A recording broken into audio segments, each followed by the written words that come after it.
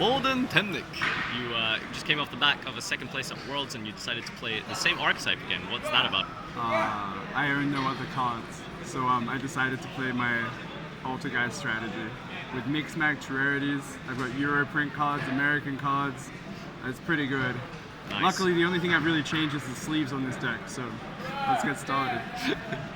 Shoutouts to Furman. Yeah, shoutouts to Furman and Chaos Emperor, the Dragon of Armageddon.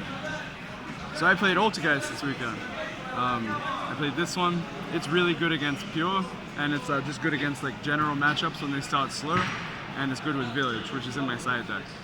Then I played 2 of this one. I played mixed rarities because sometimes you draw 2, but I still draw 2 all the time. Drawing this card is just terrible, but there were some games where I just won with it, which was weird.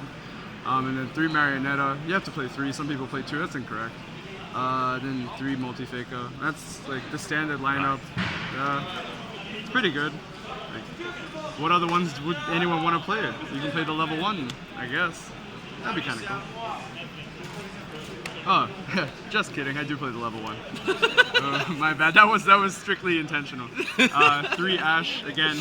Some Americans, some mixed rarity. This card's like average at best. You need it against Pure going second. I sided out going first against Pure though. I don't think it's very good. 3 Shed Ride again. Pure Sky Striker was one of the most represented deck. So Josh and I decided that maybe this would just be the card to just accelerate us ahead. It essentially stops them for a turn. Otherwise, they give you so many cards that you can sort of just come back and like you see your win condition, which is this guy, but. Desires. It was originally 3, and then I kept banishing a lot of cards, but I played against True Draco, which everyone says is a really hard matchup. I banished 3 Multi-Faker, 1 Malusik, a Sokoitis, and a Marionetta, and I beat him.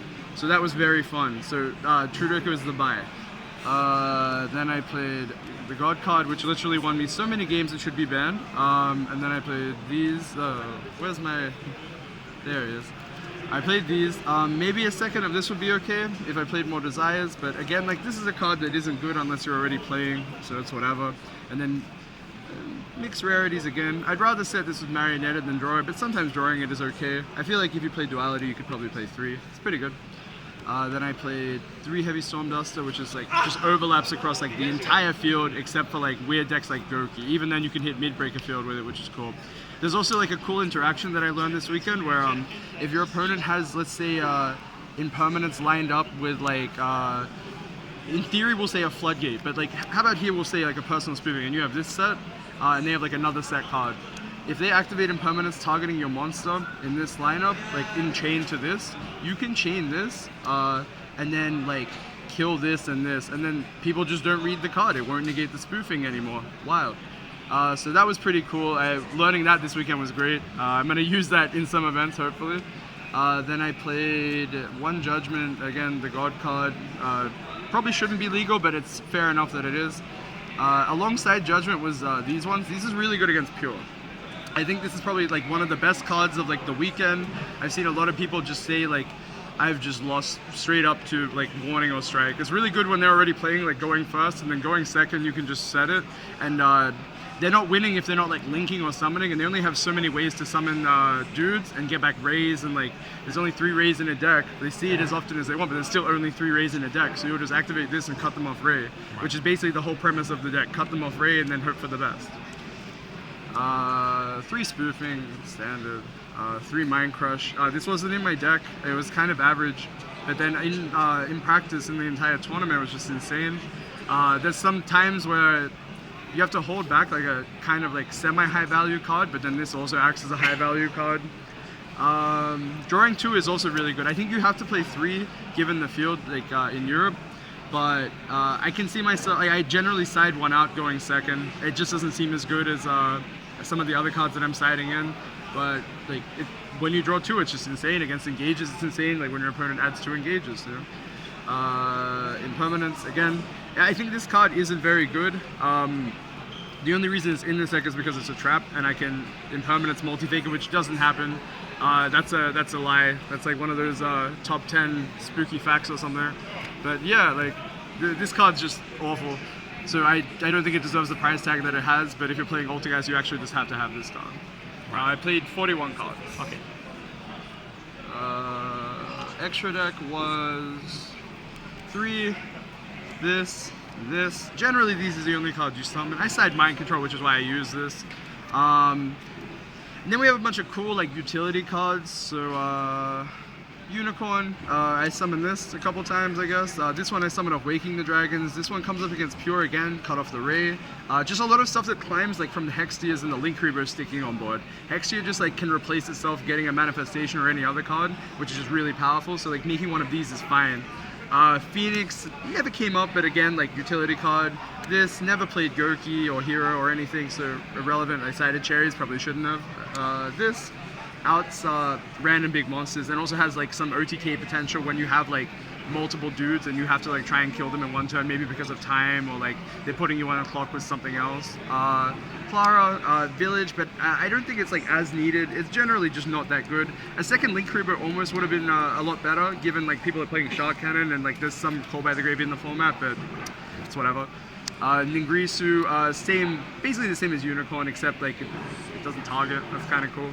Borrowload again never came up. It's just like the same application with this. Like you can summon it sometimes and kill them or like answer big threats. And then I played this.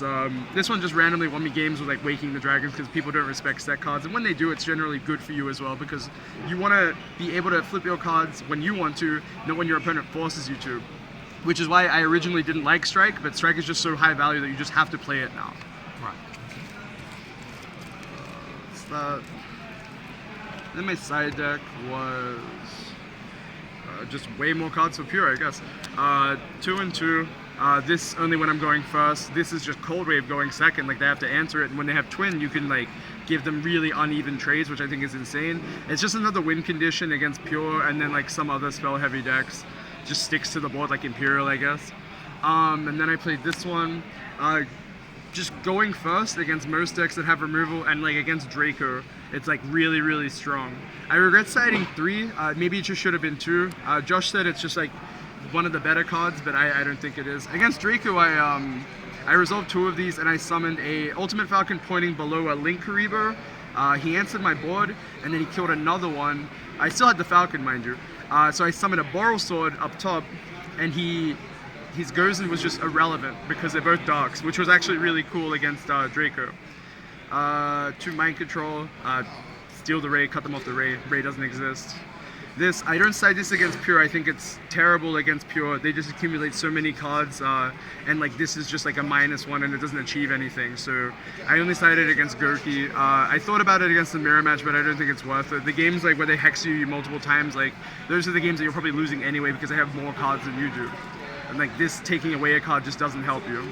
And then 3 border for the auto win against like Trickstar and Altergeist. I wasn't originally using this card, but after getting destroyed by my boy Wang Chia-chan at Worlds, I said, you know what, I'll give it a shot. And then I got 3 this weekend, and it proved to be pretty good. So yeah, that's my deck. Shoutouts. Any last words? Shout out to my fallen comrade Yu-Gi-Oh! Singles. It happens, you know, sometimes people are snakes. Careful. Sorry, we got a hat. No, my head's very big. Don't forget your Instagram. Oh, sorry, I learned a lot of German this weekend, so Ich bin ein best Altergeist-Spieler in der Welt. It's auf der Welt. Shut up. Oh, and shout out to Aaron Chase Furman and all the other Australians that came with me. And the Instagram. And my Instagram, at Bohdan_official_.